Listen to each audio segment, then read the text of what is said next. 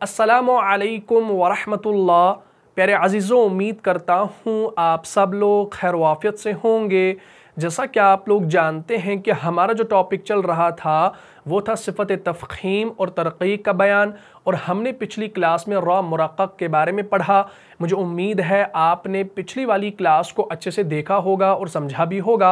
अगर अभी तक आप में से किसी ने उस क्लास को नहीं देखा है तो यहाँ पर जो आई का बटन शो हो रहा है इस पर आप क्लिक कीजिए और उस वीडियो को शुरू से लेकर आखिर तक देख लीजिए, और सवाब की नीयत से वीडियो को ज़्यादा से ज़्यादा शेयर भी कीजिए। तो आज का जो हमारा टॉपिक है वो है सिफ़त सुकून का बयान। तो सबसे पहले आप अपनी कॉपी पर इस टॉपिक की हेडिंग को नोट कर लीजिए। आज की इस क्लास में हम सुकून के बारे में जानने वाले हैं। सबसे पहले हमें सुकून के मुतालिक 4 बातों का जानना ज़रूरी है। कितनी बातों का? 4 बातों का जानना ज़रूरी है। अगर वो 4 बातें आपको मालूम हो जाती हैं तो इंशाअल्लाह ये सिफ़त सुकून का टॉपिक समझना आपके लिए बेहद आसान हो जाएगा। अच्छा, वो 4 बातें कौन सी हैं? सबसे पहली बात है हमें सुकून का माना मालूम होना चाहिए। दूसरी बात क्या है कि हमें सुकून की अक़साम भी मालूम होनी चाहिए। तीसरी बात क्या है कि हमें सुकून की अदायगी भी मालूम होनी चाहिए, यानी इसकी तरीक़े अदायगी क्या है वो हमें मालूम होनी चाहिए। और चौथी बात क्या है कि हमें इस सुकून का हुक्म भी मालूम होना चाहिए। जब ये 4 बातें आपको सुकून के बारे में मालूम होंगी तो ये सुकून का जो टॉपिक है ये आपके लिए आसान होगा। ठीक है जी। सबसे पहले हम यहाँ पर सुकून का माना जानेंगे कि इस सुकून का माना क्या है। तो सिंपली अपने अल्फाज में आप इनको याद रखें कि हरफ की अदा का हरकत से खाली होना। हरफ की अदा का हरकत से क्या होना? खाली होना। ये इसका माना है। अब मैं आपको समझाता हूं कि इसका मतलब क्या है। देखिए, अगर मैं यहां पर लिखूं बा वाव पेश बू, तो ये कितने हरूफ हैं? 2 हरूफ हैं। कौन कौन से? सबसे पहला मज़मूम और बाद वाला साकिन, यानी पहला बा मज़मूम है और बाद वाला वाव साकिन है। और जब हम इन दोनों को मिलाएंगे ना तो हम आराम से इन दोनों को पढ़ सकते हैं। कैसे? बा वाव पेश बू, बा वाव पेश बू, दोनों को पढ़ पा रहे हैं, तलफ़ुज़ कर पा रहे हैं। लेकिन अगर मैं क्या करूं, अगर मैं यहां पर इस बा मज़मूम को 1 मिनट के लिए हटा दूं और आपसे कहूं कि इसका तलफ़ुज़ करो, तो क्या आप इसका तलफ़ुज़ कर सकते हैं? बिल्कुल नहीं कर सकते। क्यों? क्योंकि वाव साकिन जो होता है वो अपने मा कबल का क्या होता है? मुहताज होता है, यानी वो अपने मा कबल का ताबे होता है। यानी इस वाव साकिन से पहले ज़रूर कोई मुतहर्रिक आना चाहिए, तब जाके ये वाव साकिन पढ़ा जाएगा, इसका तलफ़ुज़ होगा, तब जाके ये पढ़ा जाएगा। यानी ऐसा मान लो कि ये जो वाव साकिन होता है ना, ये बेजान होता है, मुर्दा होता है, लेकिन अल्लाह के हुक्म से ये ज़िंदा हो जाता है। कब? जब इससे पहले कोई ऐसा मुतहर्रिक आ जाता है जिसकी वजह से इस वाव साकिन में जान आ जाती है। ठीक? और वो जान डालने वाला भी अल्लाह ही है। ठीक है जी, चाहे हरूफ के ज़रिए चाहे किसी और के ज़रिए। बहरहाल ये एक मिसाल मैं आपको दे रहा हूँ समझाने के लिए, ज़्यादा सीरियस नहीं होना आप। चलिए, तो वाव साकिन से पहले जब कोई मुतहर्रिक आ जाए, और हरकात आपने पढ़ी है ना, हरकात सलासा, यानी ज़बर ज़ेर पेश को हम कहते हैं हरकात सलासा। फिर आपने 2 ज़बर जिसको हम तनवीन फ़तहा, तनवीन कसरा और तनवीन ज़म्मा, ये भी आपने पढ़े हैं। यानी जब किसी हरफ के ऊपर ज़बर आ जाए, ज़ेर आ जाए, पेश आ जाए, तो आप आसानी से उसका तलफ़ुज़ कर सकते हैं। जैसे हमज़ा ज़बर आ, हमज़ा ज़ेर ए, हमज़ा पेश ओ। ज़बर की आवाज़ ऊपर को, ज़ेर की आवाज़ नीचे को और पेश की आवाज़ आगे को, और होंठ गोल होते हैं। ये आपने नूरानी कायदा के अंदर पढ़ा है। लेकिन वाव साकिन को आप सेपरेटली नहीं पढ़ सकते, इसको आप अलग से नहीं पढ़ सकते। वाव साकिन से पहले आपने ज़रूर कोई ऐसा मुतहर्रिक लाना होगा, तब जाके ये वाव साकिन पढ़ने में आएगा। बात यहाँ तक क्लियर होगी। चाहे वो लीन की सूरत में हो, चाहे फिर वो मद्दा की सूरत में हो, वो एक अलग बहस है। बात यहाँ तक क्लियर होगी। तो हमने क्या जाना? इसका माना कि हरफ की अदा का हरकत से खाली होना। माना समझ में आ गया। चलिए, उसके बाद हम जानेंगे कि सुकून की अक़साम कौन सी हैं। तो याद रखिए इस हवाले से सुकून की 2 अक़साम हैं। कितनी? 2 अक़साम है। और वो 2 अक़साम कौन सी हैं? नोट कर लीजिए। सबसे पहली किस्म जिसे कहा जाता है सुकून लाज़मी, और दूसरी किस्म जिसे कहा जाता है सुकून आरजी। इस सुकून लाजमी को एक और नाम हम देते हैं सुकून असली भी हम इसको कह सकते हैं। ठीक, सुकून असली भी कह सकते हैं, कोई मसला नहीं है। सुकून असली कह लो या सुकून लाजमी कह लो, दोनों जायज़ हैं। लेकिन अब एक बात का आपने ख्याल रखना है कि हम यहाँ पर सिफत सुकून के बारे में पढ़ रहे हैं, हमने माना भी जान लिया, अक़साम भी जान ली। सुकून की अक़साम दो हैं, सुकून लाजमी और सुकून आरजी। अच्छा, ये जो सुकून आरजी आप देख रहे हैं ना, जिसको मैंने रेड सर्कल में रखा, इसको हम आज नहीं पढ़ने वाले। अब आप पूछेंगे ऐसा क्यों? वजह यह है क्योंकि सुकून आरजी का जो ताल्लुक है ना, वो वक्फ के साथ है। किसके साथ है? वक्फ के साथ है। और इंशाअल्लाह जब हम आने वाली क्लासेस में वक्फ को डिटेल से पढ़ेंगे ना, एडवांस पढ़ेंगे इंशाअल्लाह, तो उसमें सुकून आरजी का थोड़ा सा दखल है और इंशाअल्लाह वक्फ के टॉपिक में सुकून आरजी आपको बेहतर समझ में आ जाएगा। तो हम यहां पर आज सिर्फ सुकून लाजमी यानी सुकून असली के बारे में पढ़ेंगे। सुकून आरजी के साथ हमने छेड़ना नहीं है, इस बात को जहन में रख लीजिए। और सुकून आरजी मेरे जहन में है, ये मैं आपको पढ़ाऊंगा, ये मैं छोड़ूंगा नहीं इंशाअल्लाह। और मैंने आज तक कोई टॉपिक ऐसा नहीं है जो छोड़ा है, और इंशाअल्लाह आगे भी कोशिश करूंगा कि कोई टॉपिक मुझसे ना छूटे। तो सुकून आरजी इंशाअल्लाह आगे आने वाली क्लास में हम पढ़ने वाले हैं। तो अब आपने क्या जाना कि सुकून की दो किस्में हैं, कौन कौन सी? सुकून लाजमी और सुकून आरजी। अच्छा, सुकून लाजमी किसे कहा जाता है, इसको हम पहले समझ लेते हैं। चलिए, मैं यहां पर इसको थोड़ा सा छोटा कर लेता हूं ताकि आप समझ लें। ठीक, तो अब हम यहां पर जानेंगे कि सुकून लाजमी किसे कहा जाता है। सुकून लाजमी, जिसको हम सुकून असली भी कहते हैं। तो आसान लफ्जों में याद रखें, जो सुकून वक्फ और वसल दोनों हालतों में बाकी रहे उसको सुकून लाजमी कहते हैं। सिंपल है, जो सुकून वक्फ और वसल दोनों हालतों में बाकी रहे। तो हम यहां पर लिखेंगे, जो सुकून वसल और वक्फ दोनों हालतों में बरकरार रहे। जो सुकून वसल और वक्फ दोनों हालतों में बाकी रहे या बरकरार रहे उसको सुकून लाजमी कहते हैं। ठीक है ना? अब वो आप इंशाल्लाह खुद से लिख लीजिएगा। बस हमारा जो माना आ गया वो इतना ही है। सुकून लाजमी कहते हैं जो सुकून वसल और वक्फ दोनों हालतों में क्या रहे? बरकरार रहे, या आप लिख सकते हैं, या आप ऐसे लिखें, बाकी रहे। क्लियर हो गया? अब इसका मतलब क्या है, अब इसको समझ लीजिए। देखिए, हमारे पास जो सुकून होती है ना, सुकून यानी कुरान में हम यहाँ या तो कहीं पर सुकून लगाते हैं या कहीं पर एक्चुअल कोई सुकून होती है। इतना ही होता है ना, इससे ज़्यादा तो नहीं होता है। दो ही चीज़ें हो सकती है, या तो हम खुद से सुकून लगाएंगे या तो कहीं पर सुकून असली होगी और उसी को हम सुकून लाजमी मानकर देख लेते हैं और पढ़ लेते हैं। ये तो हमें मालूम है। तो सुकून लाजमी के बारे में आपने जाना कि जो सुकून वक्फ और वसल दोनों हालतों में बाकी रहे उसको सुकून लाजमी कहते हैं। और याद रखिएगा एक बात कि ये जो सुकून है ना, सुकून लाजमी जो है ये सिफत आरजा नहीं है बल्कि सिफत लाजिमा है। ठीक है ना? ये सिफत आरजा नहीं है, ये क्या है? ये सिफत लाजिमा में से है। इसको आप ब्रैकेट में ऐसे लिख लीजिए कि सुकून लाजमी जो है ये आपकी सिफत लाजिमा में से है, आरजा में से नहीं है। इसको इंशाल्लाह ध्यान में रखिएगा। ठीक, देखिए, जो सुकून वसल और वक्फ दोनों में बाकी रहे उसको हम क्या कहते हैं? उसको हम सुकून लाजमी कहते हैं। इंशाल्लाह मिसाल में अभी आपको दूंगा, आप फिक्र ना करें। ठीक है, तो सुकून लाजमी आपको समझ में आ गया। अब ये जो सुकून लाजमी है ना, इसको भी हम क्या करेंगे? इसके अंदर भी हम झांकेंगे और देखेंगे कि इसके अंदर तो कोई किस्में नहीं है। तो याद रखिएगा, सुकून लाजमी की भी दो किस्में हैं। कितनी किस्में हैं? दो किस्में हैं। और वो किस्में कौन सी हैं? सबसे पहली किस्म, इसको नोट कीजिएगा, उसे हम कहते हैं सुकून मुखफ़फ़। ये पहली किस्म। और दूसरी किस्म जिसे कहा जाता है सुकून मुशद्दद। मुशद्दद आपको समझ में आ गया होगा, तजदीद वाला। और मुखफ़फ़ आपको समझ में आ गया, सुकून वाला। मुखफ़फ़ हम कहते हैं सुकून को। बात समझ में आ गई? हाँ, मुखफ़फ़ हम कहते हैं सुकून को और मुशद्दद हम कहते हैं, किसे कहते हैं? शद वाले को। ये अरबी ग्रामर भी आपने पढ़ा होगा ना, नून सकीला और नून खफीफा। नून सकीला से मुराद होता है नून मुशद्दद और नून खफीफा से मुराद होता है नून साकिन। खफीफा सकीला, तो मुखफ़फ़ से खफीफा, मुशद्दद से सकीला। फिर ये इंशाल्लाह अरबी ग्रामर में आप देख सकते हैं। बहरहाल तो सुकून लाजमी की अब कितनी किस्में आ गई हमारे पास? 2 किस्में, सुकून मुखफ़फ़ और सुकून मुशद्दद। अब हम इसको पहले समझ लेते हैं। देखिए, सुकून मुखफ़फ़ और दूसरी है सुकून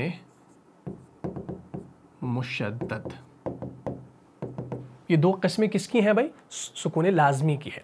सुकून मुखफ़फ़ किसे कहा जाता है? यानी सिर्फ सुकून हो, यानी आखिर में भी सुकून हो और पहले भी सुकून हो। फॉर एग्जाम्पल हमारे पास एक लफ्ज है वन हर। ये आप कहां पढ़ते हैं? ये आप सूरह कौसर में पढ़ते हैं, सूरह नंबर 108 और आयत नंबर 2 के अंदर पढ़ते हैं ना। वहां पर आप क्या पढ़ते हैं? आऊज़ु बिल्लाहि मिनश शैतानिर रजीम फसल्लि लिरब्बिका वनहर। तो अब आप देख सकते हैं कि यहां पर क्या हो रहा है, यहां पर नून के ऊपर भी सुकून है और रॉ के ऊपर भी सुकून है। तो हम इसको सुकून लाजमी क्यों कह रहे हैं? क्योंकि ये जो नून और रॉ के ऊपर सुकून है ना, ये सुकून लाजिमा है, यानी असली सुकून है, ये आर्जी नहीं है।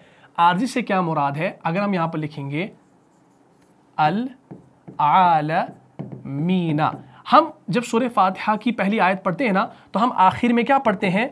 आलमीन। तो आलमीन के नून पर जबर होती है, लेकिन रुकने की सूरत में, वक्फ की सूरत में हम क्या करते हैं? हम उस जबर को आर्जी सुकून में कन्वर्ट कर देते हैं। तो हम उस आर्जी सुकून को सुकून लाजिम नहीं कह सकते।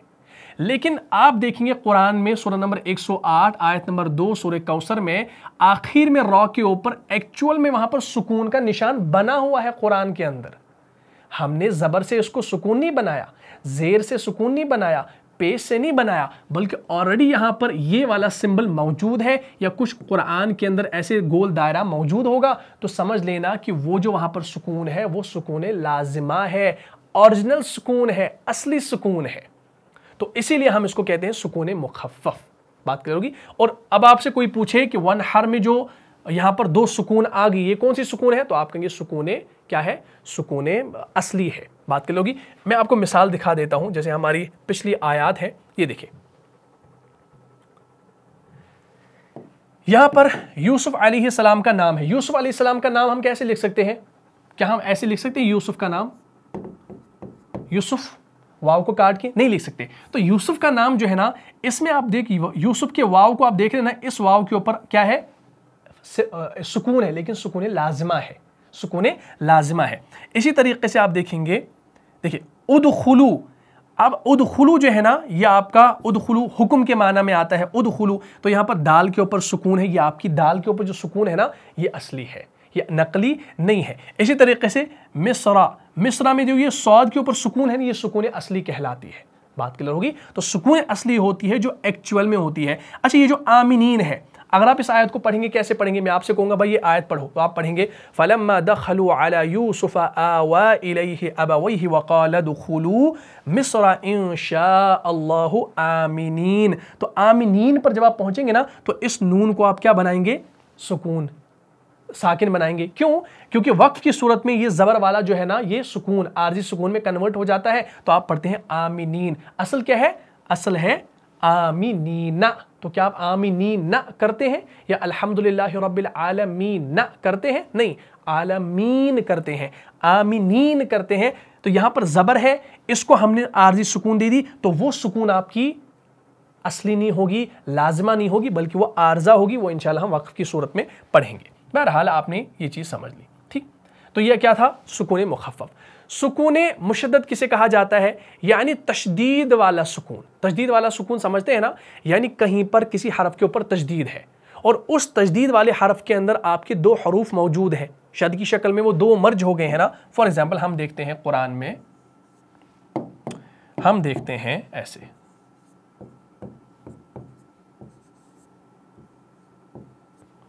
यदुअ, देखते हैं ना, ये कहां आपको मिलेगा? आपने अभी देखा सूरह नंबर 108 की आयत नंबर 2। अब आप थोड़ा माइनस कर लीजिए, सूरह नंबर 107 आयत नंबर 2 क्या है? अराअयतल्लज़ी युकज़्ज़िबु बिद्दीन फ़ज़ालिकल्लज़ी यदुअुल यतीम। यदुअ उल यतीम, तो यहां पर आइन 2 बार पढ़ा जाता है भाई, क्यों? अगर हम इस आइन को एक्सट्रैक्ट करेंगे तो इस आइन में से एक आइन आपका निकलेगा साकिन और एक आइन निकलेगा पेश वाला। लेकिन जब हम इन दोनों को मर्ज करेंगे, मर्ज करने के बाद हमारा ये बन जाएगा आइन, इसके ऊपर शद का सिंबल और ऊपर पेश। शद क्यों लगाई? क्योंकि इन दोनों आइन को हमने मर्ज कर दिया, एक बना दिया, तो ऊपर डब्ल्यू का साइन लगा दिया जिसको शद कहा जाता है, ठीक, शद्दा कहा जाता है, और ऊपर पेश लगा दिया। तो अब आप देख सकते हैं कि इसमें एक आपका साकिन है, एक मुतहर्रिक है। तो इसमें ये जो एक साकिन छुपा हुआ है इसको भी हम क्या कहेंगे? ये भी आपका सुकून लाजिमा है, सुकून असली के साथ है, लेकिन सुकून मुशद्दद है। क्या है? सुकून मुशद्दद। अगर आपसे कोई पूछे कि यदो में सुकून है, कौन सी सुकून है? आप कहेंगे सुकून लाजिमा है। फिर आपसे पूछेगा कि सुकून लाजिमा की कौन सी किस्म है, तो आप कहेंगे भाई तजदीद के अंदर सुकून छुपी हुई है, साकिन छुपा हुआ है, तो वो आपका सुकून मुशद्दद है। और अगर कहीं और फॉर एग्जाम्पल वन हर में आपसे कोई पूछे भाई वन हर के रॉ के ऊपर सुकून है, कौन सी सुकून है, तो आप कहेंगे सुकून लाजिमा है। बोलेगा कौन सी सुकून लाजिमा है, तो आप कहेंगे सुकून मुखफ़फ़ है। क्यों? क्योंकि वहां पर तजदीद में नहीं छुपी हुई, यहां पर यदो में तजदीद में छुपी हुई है। इस वजह से सुकून मुखफ़फ़ और मुशद्दद क्या आपको ये सारी चीज़ें समझनी है। बात यहाँ तक क्लियर होगी। तो ये नॉलेज के लिए आप याद रखें, क्योंकि मैंने आपसे बताया है कि हम जो तजवीद पढ़ रहे हैं ये इंटरमीडिएट से एडवांस तक जाएगी, इसलिए हर एक बात का आपको मालूम होना चाहिए, हर एक बात आपको पता होनी चाहिए, ताकि आप अपने स्टूडेंट्स को पढ़ा सकें और उन तक जो है ये बात पहुँचा सकें। जिस तरीके से मैंने अपने असातिज़ा से सीखा है उसी तरीके से मैं आपको सिखा रहा हूँ, और इंशाल्लाह अब आपकी ज़िम्मेदारी है, मैं आपको ये ज़िम्मेदारी सौंपता हूँ कि आप इंशाल्लाह इन बातों को याद रखें, अच्छे से नोट करें, नोटबुक बनाएं और इंशाअल्लाह अपने स्टूडेंट्स को पढ़ाएं। आपको भी अजर मिलेगा, इंशाअल्लाह मुझे भी अजर मिलेगा, इसकी मैं उम्मीद रखता हूं अल्लाह से। ठीक, तो ये बात आपको समझ में आ गई। अच्छा, तजदीद में पहला हरफ साकिन, दूसरा मुतहर्रिक होता है, ये तो सारी बातें आपको मालूम है। अच्छा, याद रखिएगा जो सुकून वक्फ की वजह से हो उसको सुकून आर्जी कहते हैं। जो सुकून वक्फ की वजह से, जैसे अल्हम्दुलिल्लाहि रब्बिल आलमीन में नून मुतहर्रिक है, ज़बर के साथ है, नून मफ्तू है, लेकिन हमने क्या कर दिया, हमने वक्फ किया और वक्फ करने की वजह से हमने वहाँ पर उसको साकिन बना दिया, तो उस सुकून को सुकून आर्जी कहते हैं। वो हम इंशाल्लाह वक्फ में देखेंगे। और सुकून आर्जी की अदा के लिहाज से जो है ना फिर 2 किस्में बन जाती हैं। ठीक, सुकून आर्जी की बात करो, एक बनता है उसको हम कहते हैं इस्कान महज, ऐसे इस्कान महज, और एक होता है इस्कान बिइश्माम। ये 2 किस्में इसके अंदर आती हैं। इंशाल्लाह अभी हम इनको नहीं छेड़ने वाले, जब हम वक्फ का टॉपिक पढ़ेंगे उसमें इंशाल्लाह ये सारी बातें आपके सामने आ जाएंगी। बिल्कुल आसान है, मैं इंशाल्लाह हमेशा की तरह आसान तरीके से समझाऊंगा, लेकिन इन पॉइंट्स को याद रखो, बड़े ही इंपॉर्टेंट है, आगे इंशाल्लाह काम आएंगे। आपसे कोई भी जो है फिर तजवीद के मुतालिक कुछ भी पूछे तो इंशाल्लाह आप जो है मायूस नहीं होंगे। हमारी चैनल पे सारा मवाद मौजूद है तजवीद के हवाले से, और भी इंशाल्लाह आगे आता रहेगा। जितने टॉपिक्स तजवीद के अंदर है, चाहे वो बेसिक हैं, इंटरमीडिएट हैं या एडवांस्ड है, इंशाल्लाह हर एक पॉइंट आपको सिखाया जाएगा। अभी इमाला है, इमाला सुगरा है, कुबरा है, इश्माम है, ये सारी चीज़ें मैं इंशाल्लाह आपको सिखाने वाला हूँ। क़िराअत के अंदर जो चीज़ें होती है वो भी इंशाल्लाह मैं आपको पढ़ाने वाला हूँ। बस आपने जुड़ना है और ज़्यादा से ज़्यादा वीडियो को शेयर करना है। ठीक है जी, तो ये सारी चीज़ें आपको समझ में आ गई। अब याद रखें कि सुकून के अदा करने का तरीक़ा हमें मालूम होना चाहिए। हमने इससे पहले माना जाना, अक़साम जानी, अदायगी भी जानी, ठीक है ना। अदायगी और हुक्म हमने अब जानना है। देखिए, अदायगी के बारे में बता देता हूँ कि सुकून की अदायगी जो है ना उसका तरीक़ा ये है कि आवाज़ जो है ना वो जमा कर बग़ैर जंबिश और बग़ैर ताख़िर के अदा किया जाए। यानी बग़ैर उसका, जंबिश से मुराद क्या है, जंबिश हम करते हैं क़लक़ला के अंदर, और ताख़ीर का मतलब होता है कि खींच कर पढ़ना। अगर हम यहाँ पर इसको पढ़ेंगे, जैसे हम पढ़ेंगे वन हर, तो ये हो गया ताख़ीर करना। और जंबिश अगर हम करेंगे वन हर हर हर, तो ये हो गया जंबिश। तो इसमें ये खूबसूरती बिगड़ जाएगी, तो ये तरीक़ा इसका सही नहीं है। बल्कि सुकून जो है ना इसको जल्दी से अदा किया जाता है, बस पिछले वाले हर्फ से मिलाया जाता है और सिंपल अदा किया जाता है। ठीक है ना। बाकी रहे हरूफ मुक़लक़ला, मुक़लक़ला हम कहते हैं क़लक़ला को, क़लक़ला के हरूफ को हम कहते हैं, मैं यहाँ पर लिख देता हूँ, क़लक़ला के हरूफ को हम कहते हैं मुक़लक़ला, यानी क़लक़ला के हरूफ।